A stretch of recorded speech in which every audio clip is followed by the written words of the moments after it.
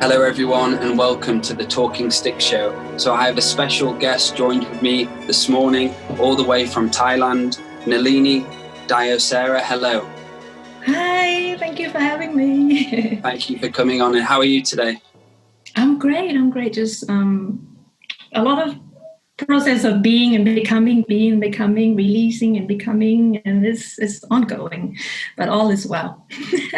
Beautiful. So tell the listeners a bit about yourself and what you do.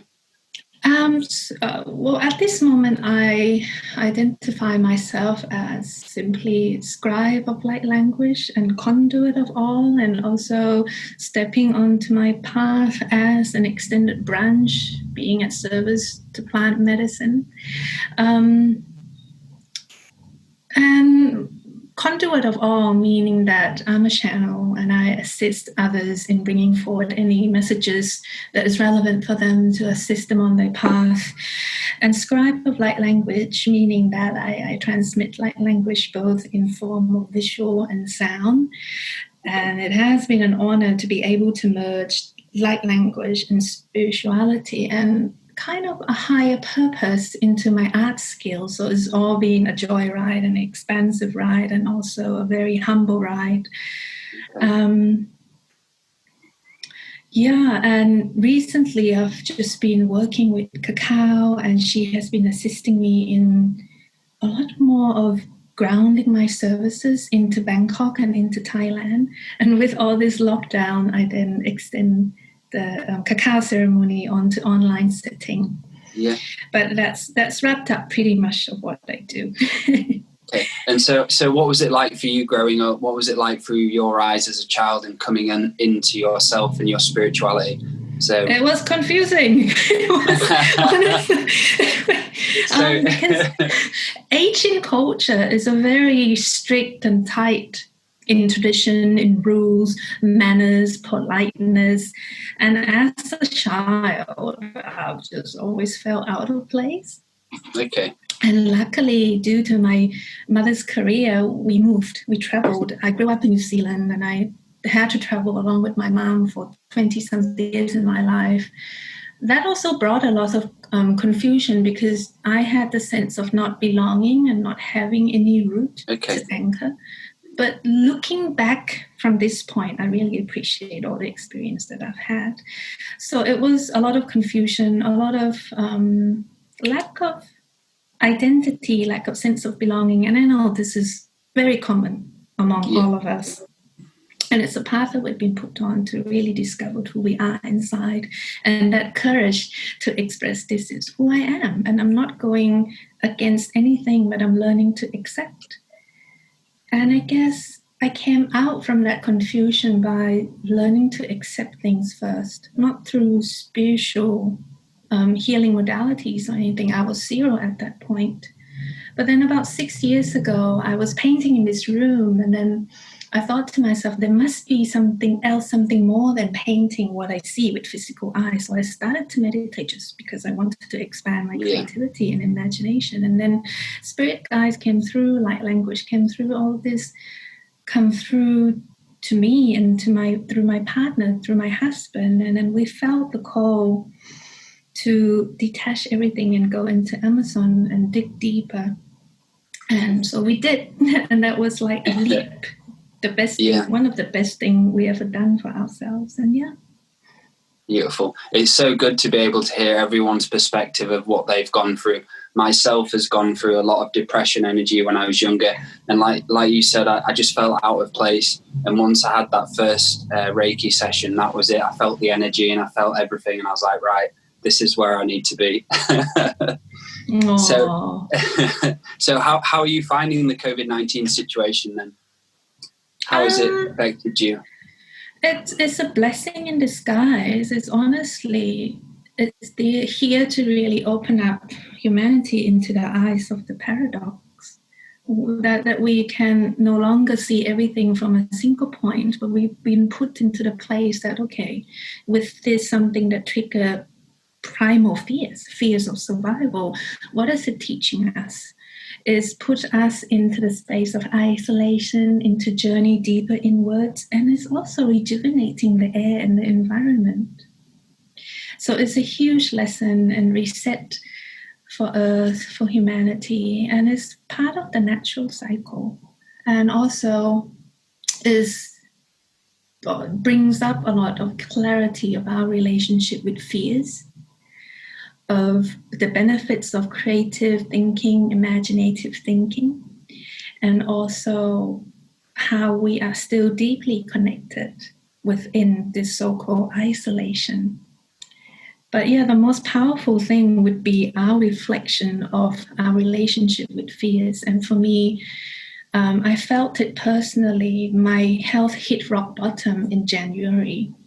And I kind of hit that most difficult time just before the lockdown happened. And it shows that it affects us collectively, and it also affects us personally as well. And it's time for deep purging and deep resetting and integration of what we perceive as evolving consciousness, new paradigm. What are we heading? What are we creating? Let's us review this. Great. So yeah, it's funny as well, because my mum, she's gone through this lockdown, and she rang me and was saying, oh, I've just figured out what am I doing with my life. And it gives people so much time to actually think, what am I going to do? What dreams am I going to have? Is my life at the moment really what I want to do? So a lot of people are there in the space alone or with family and thinking, do I really want to go back into this job? What takes away my energy, takes away my heart and my truth? So how has this affected your business and your work then? Has it affected anything at all? Not really, because I guess it's interesting since you mentioned that. A memory came through after 2017 when we returned from the Amazon. Me and my husband, we were under the mindset of let's become nomad, let's just travel. And the hidden motives of that is me running away from Bangkok, running away from Thailand. And three incidents happened that put us into the hospital, put us into the state where, let's just stay put. And then I had to stay put from 2018 up until this point. And throughout those years, I earned my living by exchanging services online and doing what I do, doing what I love. And the foundation has been built. And when this lockdown hit, for me, it's not that much of a struggle in terms of supporting myself and my family. But I guess the struggle is the integration of personal process. It's me finding that balance of giving and receiving, finding that balance of time for others and also time for me to go in deeper of what I'm dealing here, because it's such a grand opportunity for us to step in the next level. But at the same time, being at service and assisting others, there's a fine line between the imbalance of giving and helping others and distracting from your own personal process as well. So that's what I'm being mindful of. Brilliant. So let's talk about your art. So I've been following you for quite a number of years now, and I've been looking into your creations, and really they do bring they bring up a lot of galactic energy for myself, and it really helps me connect to the universal source. So all artists, when I see their paintings, they give me visions, meanings, and when I'm looking through all of your artwork, I'm really feeling this connection between the planet and the galactic energy, and it's beautiful that I can find both of them coinciding in one in the art. So tell those listening a bit about your artwork. What inspires you? Art has always been my lifeline when I hit rock bottom with depression, suicidal, eating disorders, etc. So in order to combine what I love with this new path of combining spirituality, a connection between multi-dimensional facets, it's a blessing. And they came through in the beginning when I started to remember that, hey, okay, there's a reason why we all felt that we don't quite belong on Earth. And there's a reason also why we are learning to accept that we are also of Earth and of stars. So in the first beginning, when I was making contact with the Lyran, Arcturian Syrians, and so on, I was on ground. Constantly, wee, up there and up there and up there. And I guess that's when Mama Cacao comes in. That's when plant medicine comes in, because for me personally, it just rooted me more into earth, into being beings of earth, not just wanting to be in the stars all the time. But it started at that point, and it gave me opportunity to trust in my imagination, to really bring in what I feel, what I see in dream time, in meditation time, and bring into this physical image. Some people great in writing, some people great in singing, in dancing, and that's their expression of connection. For me, it's painting. Yeah. Beautiful. And is there any particular paintings you want to show us and tell us a bit about the energy? I see behind you we have Cambo. There we go. So do you want to explain a little bit about the process of painting this and what you were going through and giving a bit of light to this? It's not a full piece, but it's part of it. Okay. I first met when I was there in Peru. They call it Sapo, which is a dialect of Maasai tribe, and in the New Age community, more well known as Kambo. Yeah. Frog medicine was offered to us when we were volunteering, and I was in kind of resistance. I'm like, do I really need it? Okay, let's give him a try. Let's give the frog doctor a try. So I had my first try on this arm. And it was in the middle of jungle. The medicine was fresh, and we did it Peruvian way when we mix saliva with the medicine before putting into the skin. The Brazilian way is mixing with water. And the facilitator was awesome. She went through everything, and she said, okay, you have to be watchful if you had history of epilepsy with this medicine, and what I have had. And then she's like, okay, let's start with a small dose. So I started with a small dose. I did not purge, but I had a journey. And Kambo is not visionary medicine, but some people do have a journey with the frog. I had a journey, and I saw myself as a frog, and there's this grandmother-like person welcome me into her hut, and then she chopped all of parts of my body into pieces. There wasn't any fear. I was just observing. Yeah. And then I was told that too is a symbolic experience of initiation. And then I left it as that. And then my second and third journey with the medicine, it was intense. And then I understood a lot about the father archetype, because it's a very masculine medicine. Yeah. And I promised the frog doctor that I would paint him as a thank you gift. And so I did. After my last session in 2018, I painted him, and it was a humble process and an honor at the same time of being able to connect with the spirit of the medicine through the art. Yeah, so that's the story. Beautiful. And so when you're creating this artwork, is there any particular, so say you're getting yourself ready to do this, would there be any energies which come through you, kind of like, say, like a star system or some galactic beings or the frog or anything? Is there any certain types of things what happen when you're doing the creation process? Do you connect to anything, or is it kind of sometimes just going through with the flow sort of thing? It's different from piece to piece. My most recent piece took about 7 months, and I had to go through this integration between the inner medicine and the outer medicine.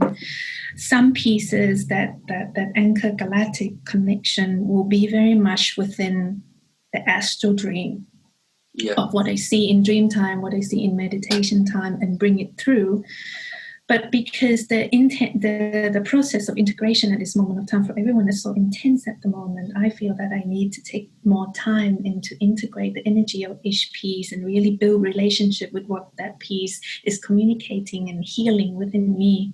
Okay. So it has to do a lot with communication with DNA, communication with the non-intellectual understanding, and what I'm aware of, what I'm releasing at that moment of time as well. Lovely. And is it the Lyran? I really like is it the Lyran one? Is it Lyran, the name of the, it's like kind of like a cat looking being. That. I paint that one during the first time I started to channel light language, and she's, at first I associate her as a sister, but the more I interact with this energy, it feels very much like my parallel self. And I had a chat with her last night, and she reminded me how I'm simply here to experience human life. And sometimes my mind get involved too much in identifying and judging this human experience. Yeah. That's it. And it's about really becoming a human. And we are here to be and experience the 7 colours of humanity. We are here to experience the highs and the lows. And you kind of go through that ego death when you go coming into spirituality, where you kind of a bit annoyed at the world, you're annoyed at the government, but this is a huge lesson for you to be able to forgive, to let go and just accept the world and the universe for what it is, the highs, the lows, and the in-betweens.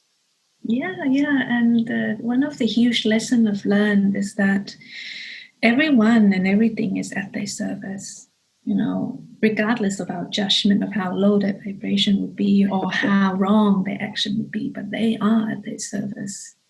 And it's not for us to really judge or condemn them, but just to respect each other's path and do your best on your path. That's it, and becoming the observer and trying not to judge as much as you can, because judgment brings you into like a polarity, and kind of the ego kind of creeps in. So when I'm meeting new people, I've got a lot of programs from my childhood judging, like when I was a teenager or when I was a kid, and it's kind of like you reprogramming and resetting yourself. And this lockdown is great to be able to reset again, to be able to change ways. Like even speaking to my partner, some of the ways in which I say my language, I can feel my father coming in me, and I've kind of like got that program of, how my choice of words are. I'm like, right, I really need to work on this, do the inner work and really change the frequency. So I'm not passing on my ancestral karma down to my kids and all my habits and so on and so forth. So going forward to light language, can you tell all of those who are brand new to light language, who have never heard of it before, what is this? It's energy. Some people call it soul language, and some people call it light codes. But I like the term light language because it challenged the mind. It challenged the logic mind. When we see the term language, we tend to automatically try to analyze it linguistically. But light language is multidimensional, just like us. Is that reflection of, hey, you can interpret me, you can define me, but don't put a lid on me.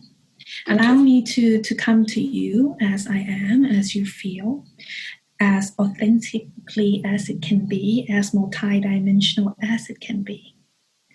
So that's the So when was the process of you doing this light language? Was it a younger age, or was it just something you've kind of picked up later on and remembered? It came full front 6 years ago, but I don't have a lot of memory of childhood. I know that I'm not a very I don't know good. as well, I'm not a very good outspoken person. I've struggled with Thai, I struggle with English, but light language just seems to be so natural because you surrender from that judgment of right or wrong, and then you just feel the energy, feel what you feel, and transmit it out.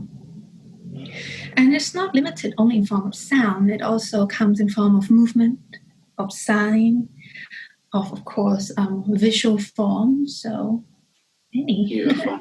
And is there any particular, I was going to ask you if you fancied sharing any light language for all of those to kind of connect into the consciousness of the world and whatever needs to be brought forward. So let us just breathe in. Welcome the listeners just to take deep breath.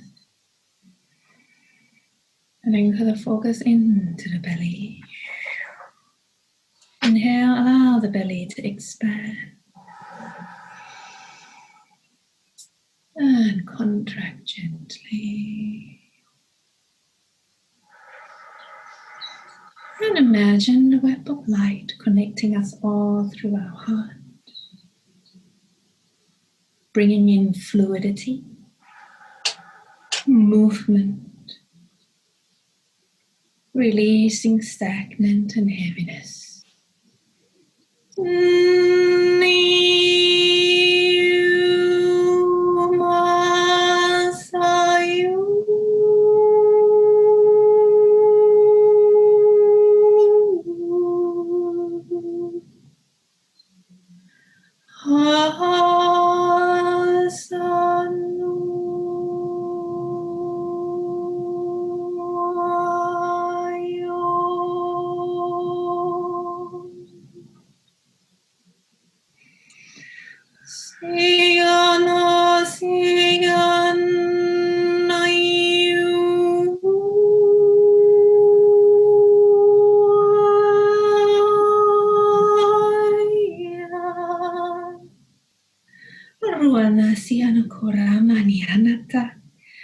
We are the Lyran Council, and we are here with gratitude, popping in just for a second.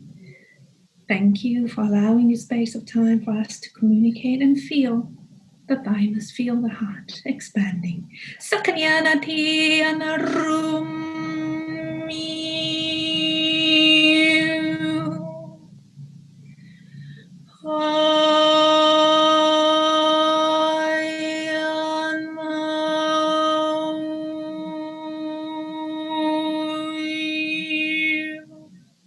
Feel the feet.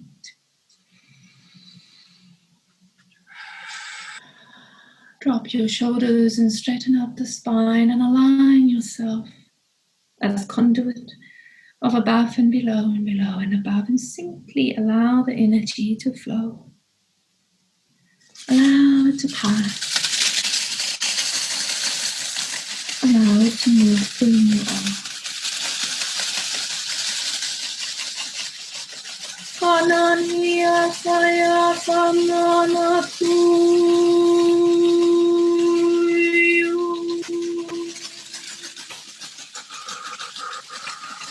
Kuranatiya sayanai.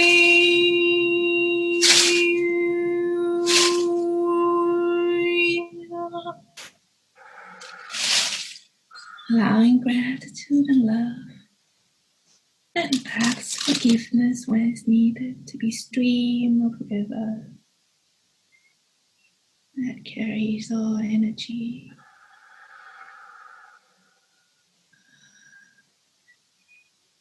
Breathe and return to your heart.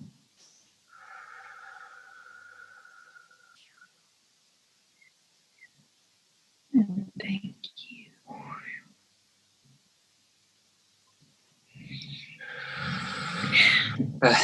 Thank you so much.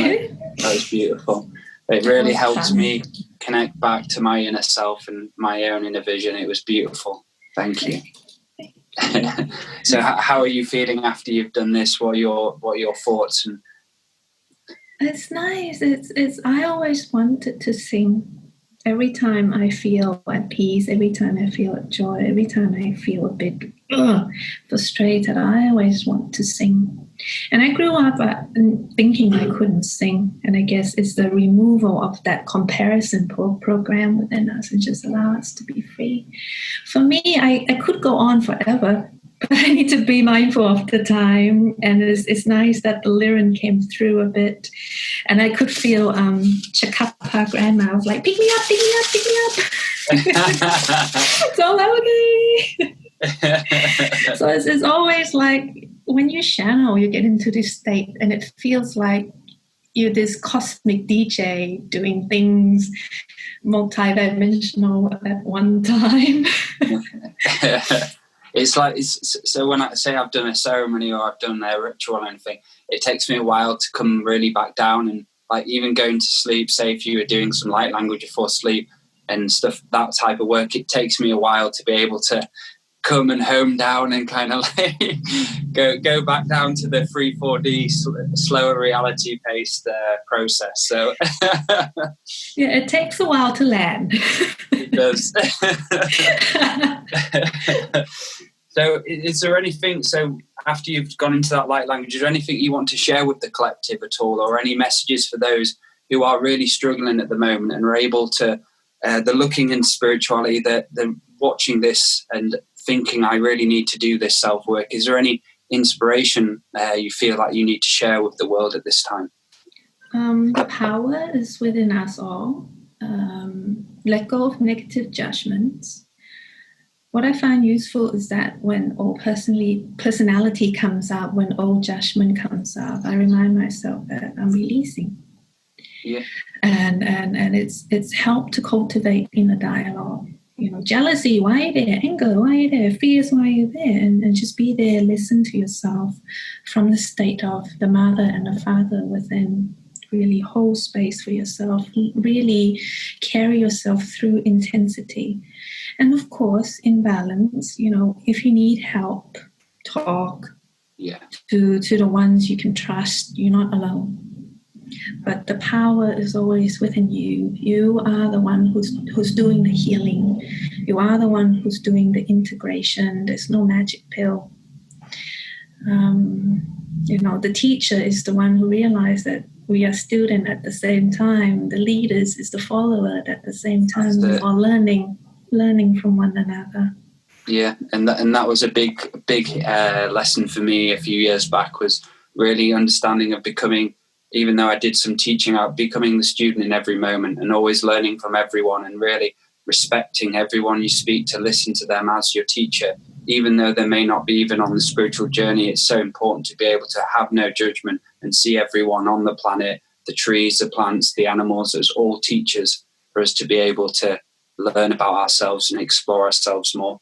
I've been going out a lot and really looking into a process. It's called like All My Relations. It's like a Native American process as well.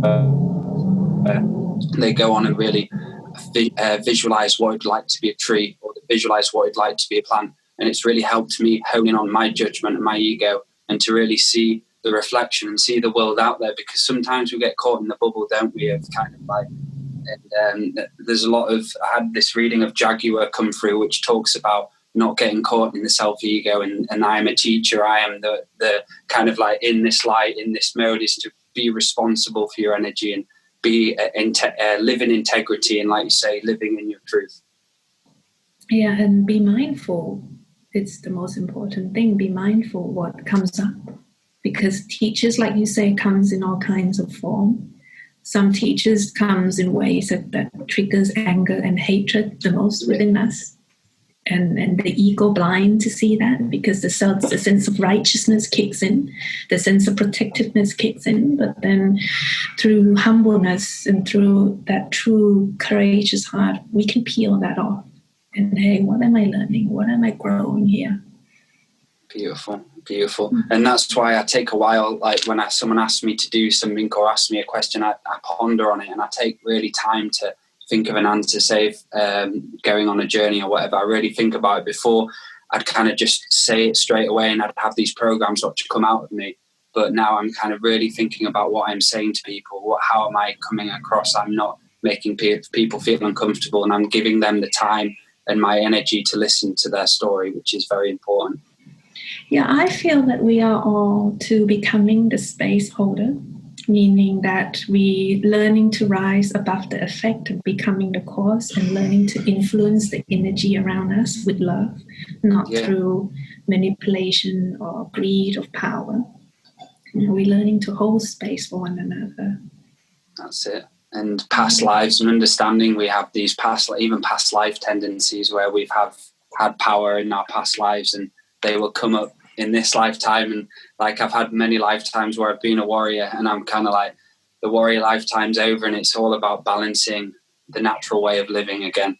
And beautiful. Yeah, it's no longer about fighting fire. Yeah. That's sorry. Yeah. So yeah, that's a very good point. So go ahead. What you were just speaking about. Okay, I'm just going to say it's no longer about fighting fire with fire, or good wins against evil, but it's about hey, we learn from one another. Yeah. Beautiful. And what Bruce Lee, one of my favorite Bruce Lee quotes was the art of fighting without fighting. That was, he was a very, when I heard him say that, I was like, that is a very, very philosophical, beautiful term to be able to understand. You can be a fighter, you can be a rainbow warrior, but you don't have to do the fighting. So let's move forward onto the cacao ceremony. So for all of those who are, a lot of people are unaware on this planet of where their chocolate comes from. So a hell of a lot of people unaware of what plants. So do you want to give everyone a bit of an explanation about cacao, first of all? So on a grand level, we are, of course, in the process of transforming the relationship within us and the relationship within spiritual tools. Not only plant, but also crystals have been used in manipulation of greed, of power. And now we are here in this era, in age of time, where we kind of, chocolate is not just confectionery. It's been written in the history in our ancestors that it has a powerful medicine, and it's dated back from the Olmec, Mayan, Aztec, and of course, I feel that there's also that time when cacao were used in sacrifice ceremony, but we won't go into that. Yeah. But now this moment of time is about, hey, let us tap into this fair trade energy. Let us tap into connection with the people who have found this powerful medicine before us, like ayahuasca, like cambo, like San Pedro, mushroom, and cacao. So in ceremony for healing, for medicinal purposes, we use ceremonial grade cacao, and I often been asked, what's the difference? The difference is intention and this energy that goes into planting, harvesting, seeding, fermenting, distributing. When you buy something that is off the shelf and being produced through the motivation of gaining profit and greed, the energy will be different. Yeah. So ceremonial grade cacao is fair trade and is heirloom-free, meaning that I've heard that the roots of the tree digs deeper, so there's less risk of us absorbing heavy metal when we consume cacao. And with all the goodness of cacao, like theobromine, magnesium, iron, and boost of serotonin, cacao not only relaxes us, but it gives us clarity. So it's this dance of relaxation, bliss, and clarity when we drink cacao. And what I do in my ceremony is that I guide people inwards. Cacao is a very creative spirit. She doesn't mind how you use her. I have friends who use cacao in aesthetic dance. There's people who use in yoga settings. So there's no right or wrong. It just depends on what you resonate with.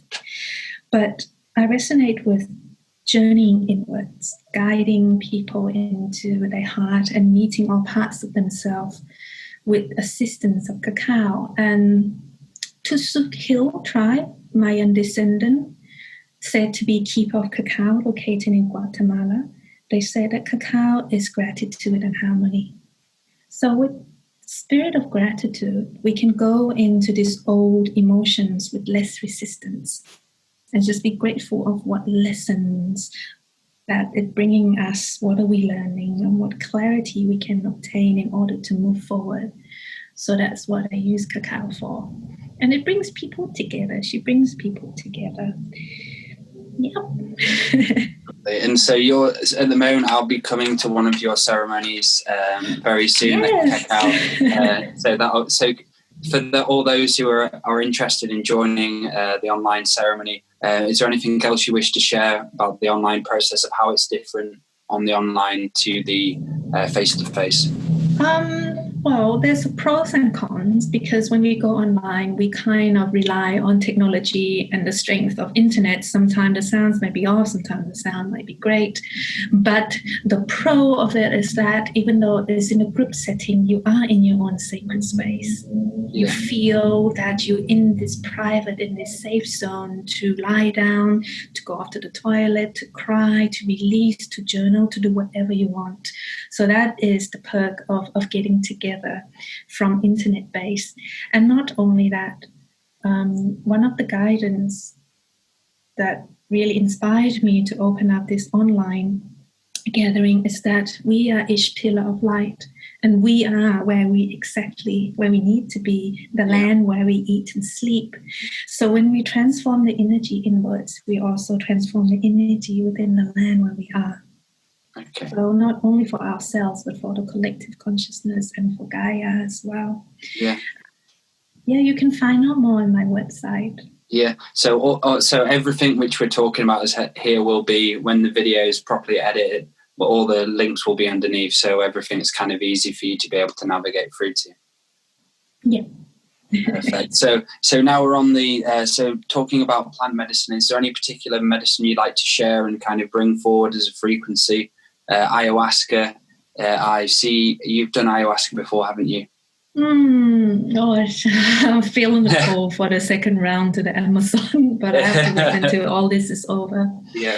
Yes, I have, and it's always going to be intense. And cacao and ayahuasca is very different. Cacao is very much like, here is what you can do. Let me carry you. Ayahuasca is like, yeah, bring, smash, let go. This is what you're holding on to. But I have had giggle and laugh with Mother Aya.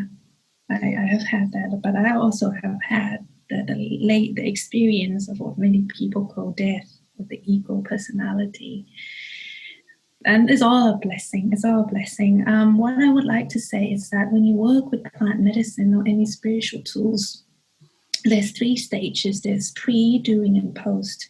Pre is when you feel the call, you start doing the research, and that's when your conscious start communicating with the spirit of the plant.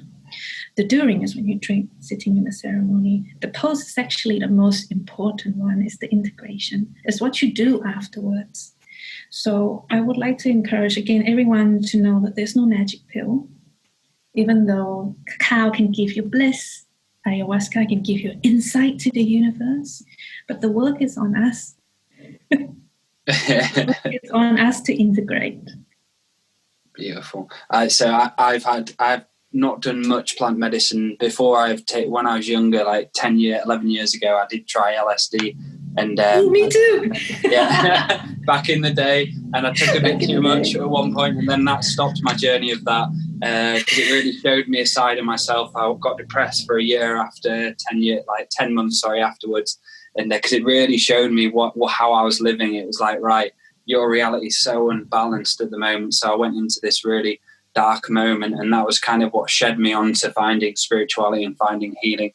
I've done DMT before, and this what got me on my journey as well in the vapor form. And that kind of, for me, it was an experience which I'll never forget. I was going through life. My whole life was just chaos. I was going from one place to the next, didn't know what I was going to be doing, and I did it. And I was shown, it felt like a few minutes. I was shown my ancestors come around me as rainbow beings. So as soon as I did it, I was laid down, and there was 7 ancestors around me, all rainbow auras. And they were showing me like a graphic board. It was like Egyptian Atlantean language going up and down with like a board. And he was holding it in front of me, and it was going up and down. And it's so different, DMT, because it's kind of like a bungee jump instead of ayahuasca, where it's like it slowly takes you on a journey. The DMT is kind of like slap, bam, you're in it. There you go. The spirit world, see, your ancestors are here. Right, here's your card, go back, bye. I've never had pure DMT. My husband had, and he left the body and he was pulled back. The person who held him space, they know you're not ready.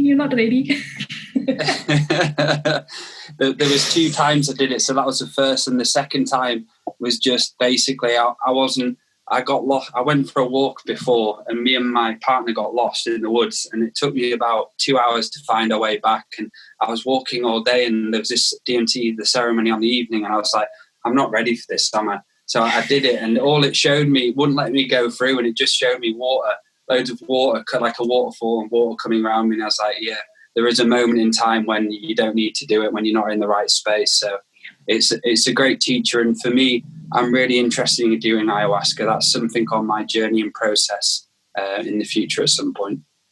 Yeah, take time, because ayahuasca is the setting and it's the people who you resonate with as well. And sometimes you just have to kind of do the research and allow that intuition to guide you to the right place for you.